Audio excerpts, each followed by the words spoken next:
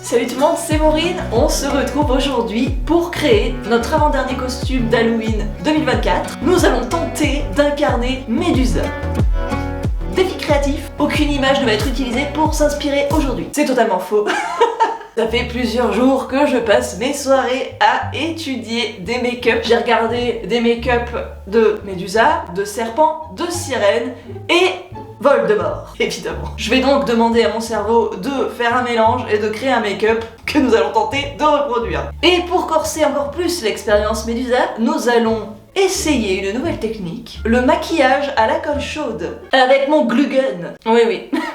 Donc le but de la colle chaude, c'est de réaliser des petits éléments à part pour ensuite se les coller sur le visage. Dans notre cas, je pensais essayer de faire des écailles. Maquillage FX, petit budget. Avant de débuter le costume, j'ai un colis que je voulais qu'on ouvre ensemble. Ce sont les nouvelles créations de Zabi.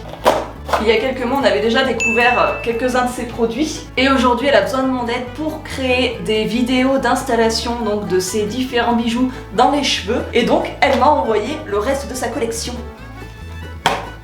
Ouh, il y a un petit mot. Encore un grand merci d'avoir accepté de faire des petites vidéos tuto. Ton travail est top, je lui rendrai honneur comme il faut. Petit cœur, Pauline. Ouh. Premier loot, une petite bague à placer dans ses cheveux. Elle a pris soin également d'ajouter une petite barrette si jamais, j'imagine, ça glisse. Très attentionnée cette peluche. Et un pic à chignon en bois, très joli, avec son petit logo et un petit détail de perles. Et j'en profite pour vous remontrer ce qu'elle nous avait envoyé la première fois. Une jolie broche lunaire et une épingle à cheveux. Merci beaucoup Pauline, j'ai bien réceptionné le colis. Si vous êtes sensible aux créations de Zabi, je vous glisse dans la description toutes les infos pour retrouver Pauline. Également dans le générique de fin, vous trouverez la vidéo cliquable de l'unboxing qu'on avait fait il y a quelques mois où nous avions découvert sa boutique. Merci Pauline. On va diviser cette vidéo en 3 étapes. Première étape, éléments FX avec la colle chaude. Deuxième étape, maquillage avec des trucs chelous. Et troisième étape, la coiffure avec mes compagnons en caoutchouc. Et il n'y a pas d'étape fringues, les fringues on s'en fout. Là on est sur de la création pure, tu t'habilleras comme tu veux. Allons-y, je branche mon pisto glu. J'ai récupéré mon plan de travail avec une feuille de cuisson. Et en vrai je sais pas du tout ce que je vais faire. Je pense que je vais faire des petits shploc de glu pour que ça fasse des perles. Peut-être les aplatir ensuite, faire un genre d'écaille. Enfin j'en sais rien, ça va peut-être être très long. Je vais peut-être tout brancher au début le temps qu'il chauffe. Merdouille. Attendez parce que l'installation est plutôt dangereuse. T'as le pouce-pouce. Alors l'idée c'est de donc faire des bulles assez propres. Oh là là là là. En quoi je m'embarque? Ça sera jamais propre cette histoire.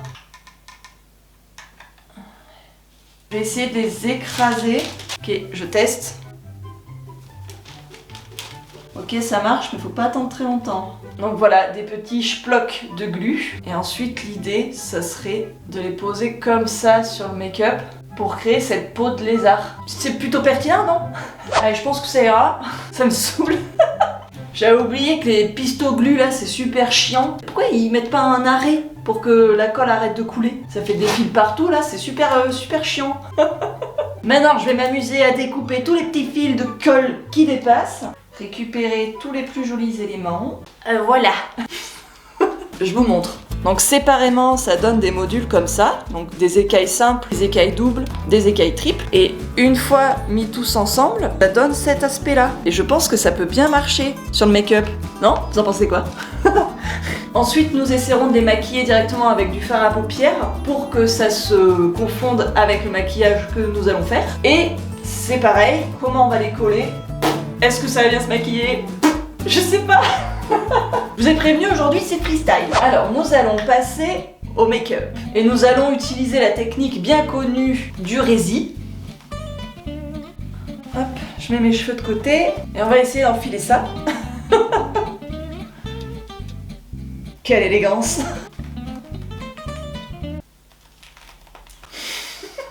J'aimerais bien braquer une banque comme ça. Alors, c'est bien placé sur mon visage. Et donc là, le but, ça va être de tamponner pour se créer des écailles. J'ai plusieurs idées. J'ai déjà envie d'attaquer par mettre du clair un peu partout pour avoir une base très légère. Et ensuite, au niveau des pommettes du front, peut-être même du nez, je sais pas trop, enfin sur le haut, mettre des écailles colorées. Et on verra bien, hein.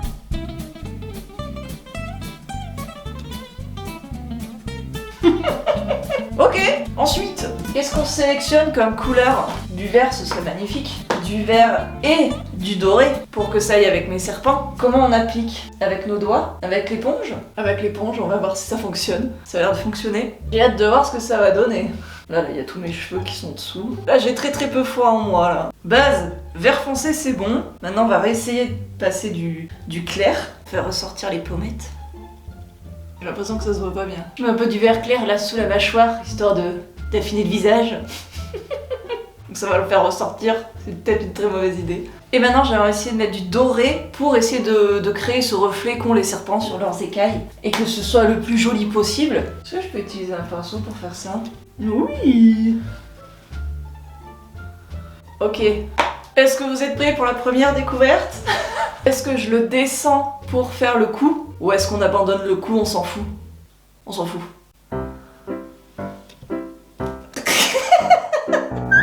Eh ben c'est pas mal. J'ai l'impression d'être une gaufre. Bah ça a plutôt bien marché hein. Ouais, c'est pas mal non? Mettez-moi ce pif, le pif de Voldemort. Ah mais du coup ça aurait été bien qu'on en mette ici là. Parce que je vais réussir à le refaire descendre. Ah oui. Allez, hop. Faudrait que j'accroche aux oreilles. Attendez, on est sur du test là. Faudra pas que ça dure trop longtemps. C'est pas mal, je vais me dépêcher parce que ça m'étrangle et ça fait super mal aux oreilles. Ah ça va tomber, ça va tomber. Aouh. Ça a l'air pas mal, ça a l'air pas mal. Aïe. Qu'est-ce que vous en dites? C'est trop cool cette technique avec la résine. Comme ça nos écailles à la colle chaude, on sait qu'il faut les maquiller avec du vert. Maintenant on va essayer de se faire les yeux. On va se faire un smoky dans les tons de vert. Vert marronné peut-être même. Du coup faut que j'attaque par le marron ou par le vert? Petite base dans le fond de l'œil. Le vert foncé. Et on va prier pour que je fasse pas trop de chutes parce qu'on pourra pas nettoyer. Je fonce mon ras de cils avec un marron pour essayer de créer un espèce d'eyeliner. J'essaye d'enlever les chutes. J'ai un très beau doré là que j'avais pas vu. Peut-être qu'on peut essayer de mettre celui-là dessous, dessus. Donc là j'exagère beaucoup hein. Je sais pas ce que je fais. En même temps, là c'est le moment parfait pour t'amuser avec ta palette. Hein. Si d'habitude tu te fais des trucs très classiques, vas-y lâche-toi. On est déjà sur 99% de ta face. Hop, un petit peu dans le coin interne. C'est pas mal non? Ça me plaît bien. Mais je rajouterai du vert en bas pour essayer de vraiment allonger les yeux, pour rappeler un petit peu la forme reptilienne. Par-dessus le doré, je rajoute du vert. Et là, je vais essayer un truc que je ne fais absolument jamais et que la plupart du temps, je suis pas fana. C'est de venir allonger l'intérieur ici.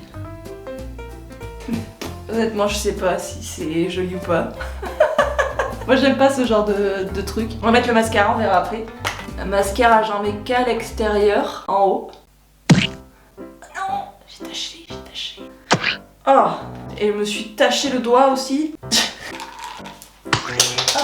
Et le dessus de lit, voilà, tout ça. Tout est raccord. Alors au niveau des lèvres, je serais d'avis de rester sur une base assez naturelle et peut-être faire des contours verts. L'impro lèvres, c'est pas trop mon truc. Je sais même pas où est mon rouge.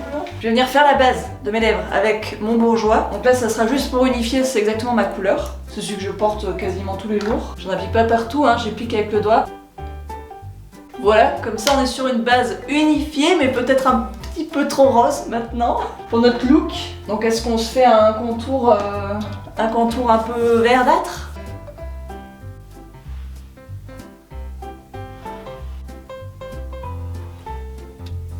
Alors, qu'est-ce que vous en dites?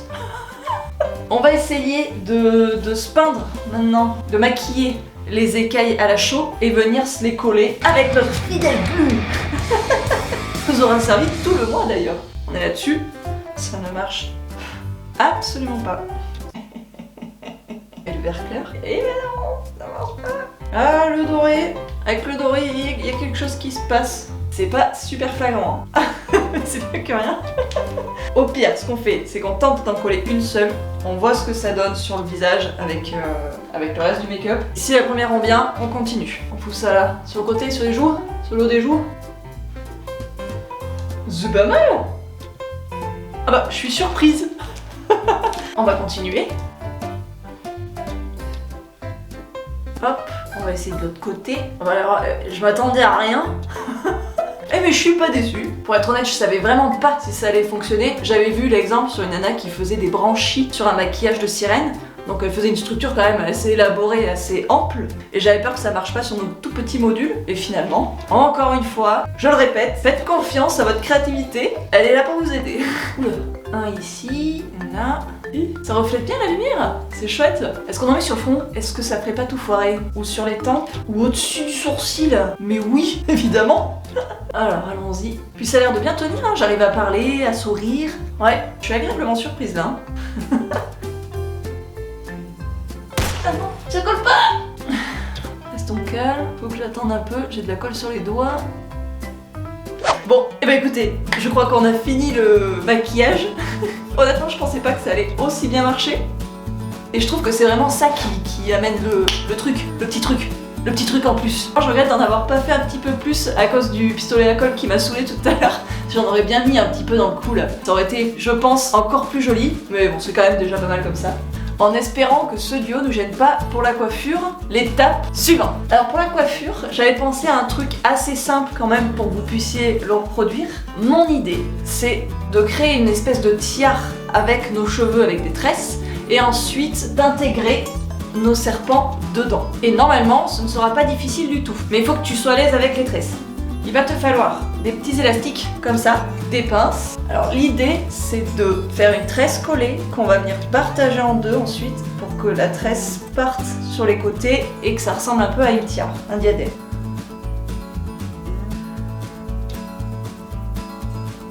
Alors, il va falloir que tu attrapes ta zone à coiffer en créant un triangle.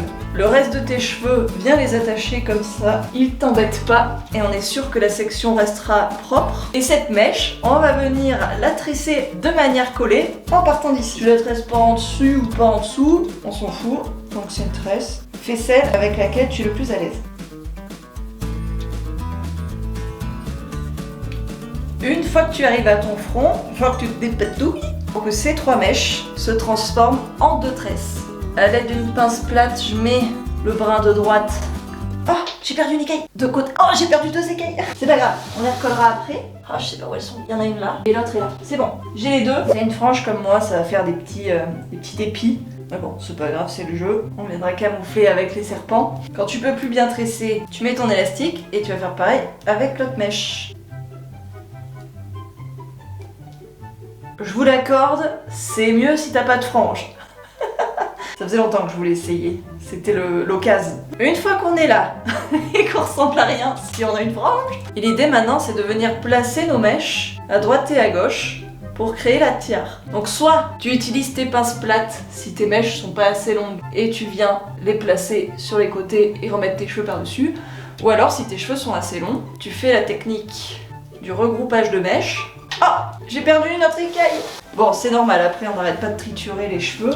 Allez, hop, tu récupères tes cheveux du haut, tu fais passer tes mèches, tu remets en place tes cheveux, et là tu essayes d'installer tes tresses. Une fois que tu remets tout bien en place, ça donne ça. Et on est sur la dernière ligne droite. Pour éviter que tes cheveux viennent se coller sur ton visage maintenant qu'on a mis des belles écailles un peu partout, on va venir prendre nos mèches sur le dessous ici, à l'avant de notre visage, de chaque côté. Tourne un peu comme ça vers l'arrière et tu viens les rejoindre. Pour pas que ça rebique, tu la fais passer vers le bas. Hop. Qu'est-ce que vous en pensez? C'est pas mal? Voilà donc ce que ça donne. J'aime bien cette esthétique avec cette couronne là, je trouve que ça fait très Grèce antique, donc on est pas mal dans le thème. On va venir placer nos serpents, donc là, vas-y au feeling. Pas mal. On va essayer d'en mettre un qui passe à travers notre tresse. Ah, j'en ai perdu un ici, un là. N'oubliez pas que vous avez vos petites épingles pour solidifier le tout si besoin. J'ai encore tout ça à mettre. C'est bon, j'ai tout installé, j'ai tout recollé. Voilà. Bon, ça reste un petit peu fragilou étant donné que c'est que pour la vidéo et pas pour une soirée, donc j'ai pas non plus trop consolidé. Si tu prévois de reproduire ce costume, n'hésite pas à mettre des pinces de partout pour être sûr que tes serpents tiennent bien. Qu'est-ce que vous en dites? J'ai une touche finale à vous proposer. C'est l'avantage d'avoir cette coiffure, c'est que tu peux installer au niveau de l'intersection un pendentif serpent si tu en as un. Ah, c'est en train de se casser la gueule. C'est lequel qui est tombé? Je m'en voudrais pas, je triche avec une barrette. Et donc voilà, avec la touche finale, le petit pendentif serpent qui vient décorer un petit peu notre front, voilà, pour un petit peu de bling bling. Donc voilà mon interprétation de Medusa pour cette année 2024. J'avoue que je suis très satisfaite du résultat. Sans blaguer, j'appréhendais beaucoup ce costume, j'avais vraiment peur de le foirer et que ce soit pas top et que même je ne m'amuse pas tellement à le réaliser. Et finalement, bah, c'est tout le contraire. Ah, oh bordel, c'est en train de tout se recasser la gueule. Et au niveau de la coiffure, quelque chose qui change. D'ailleurs, si cette coiffure ne te plaît pas, sache que sur mes réseaux sociaux, Instagram ou TikTok, tu as plein de variantes de coiffure de la Méduse. C'est pour ça d'ailleurs que j'ai des serpents dorés, c'est que je les utilise très fréquemment. Donc tu as plein d'inspiration là-bas si cette coiffe ne te plaît pas. J'espère que cette vidéo vous a plu, que ça vous aura inspiré, sait-on jamais, pour votre propre costume d'Halloween. Les petits mots doux, comme d'habitude, c'est en commentaire. La semaine prochaine, le boss final, Princesse Mononoke. J'ai très hâte, parce que c'est un de mes personnages préférés. On se retrouve dimanche prochain. Bisous!